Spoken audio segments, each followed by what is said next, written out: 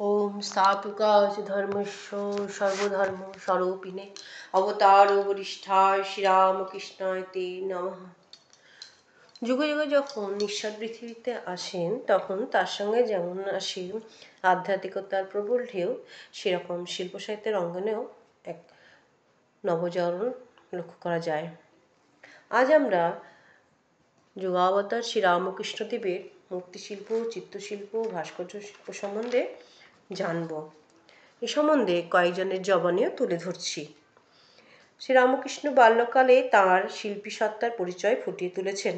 কথায় বলে না, মর্নিং শোজ দ্য ডে। স্বামী শারদানন্দ তাঁর শ্রী শ্রী রামকৃষ্ণ লীলা প্রসঙ্গ গ্রন্থে বর্ণনা করেছেন, গদাধরের অভিনয় করিবার শক্তি দেখিয়া তাহার কয়েকজন বয়স্য এখন একটি যাত্রার দল করিবার প্রস্তাব একদিন উত্থাপন করিল এবং তাহাদিগকে ওই বিষয়ে শিক্ষাদানের ভার গদাধরকে লইবার জন্য অনুরোধ করিতে লাগিল। আমরা জানি মানিক রাজার আম্রকানন ওই যাত্রা দল অভিনয় গানে মুখরিত করে তুলত। তাঁর রমণীবেশে দুর্গাদাস পাইনের অহংকার চূর্ণের কাহিনী, আবার শিবের সাজে শিব চতুর্দশী রাতে আসল নকল এক করে অভিনয় কথা। এ তো গেল তার নাট্যশিল্পে তার অপূর্ব কুশলতার কথা। এবার শিল্পাচার্য নন্দলাল বসু বলছেন, ঠাকুর নিজে একজন শিল্পী ছিলেন, ছবি ও মূর্তি তৈরি করতেন। শুধু আইডিয়ালিস্ট নয়, রসিক শিল্পী ও কারিগরও ছিলেন। ছবি বা মূর্তি দেখে ভুল হলে তা ঠিক করে দিতে পারতেন। দক্ষিণেশ্বরের পাথরের গোবিন্দজির পা ভেঙে গেলে অতি নিপুণতায় তাহা সহিত তা জুড়ে দিয়েছিলেন। একদিন গঙ্গাগর্ভ থেকে মাটি তুলে গঙ্গা তীরে তিনি শিবমূর্তি গড়ে পূজা করছেন, আর রানী রাসমণির জামাই মথুরবাবু বেড়াতে বেড়াতে সেখানে উপস্থিত। তন্ময় হয়ে গদাধর কি পুজো করছে জানতে চেয়ে কাছে এলেন মথুর। দেখে তাঁর চোখ উঠল কপালে।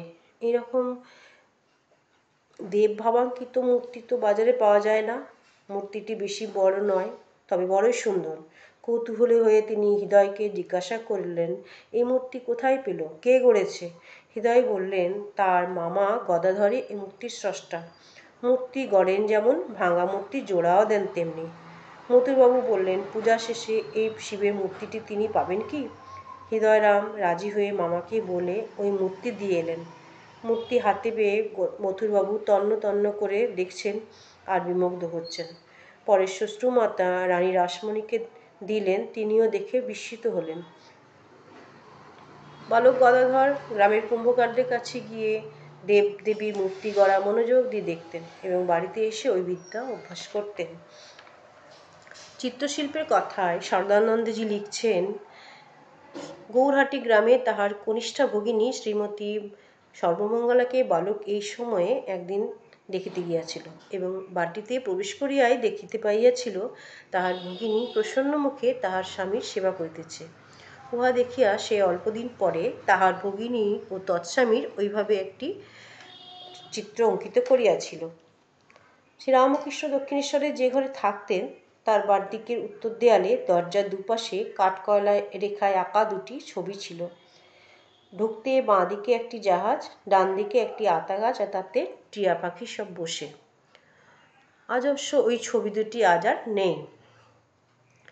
এবার বলি শ্রীরামকৃষ্ণের বাল্যকালের বিভিন্ন পুঁথির ও অনুলিপি লেখনের কথা।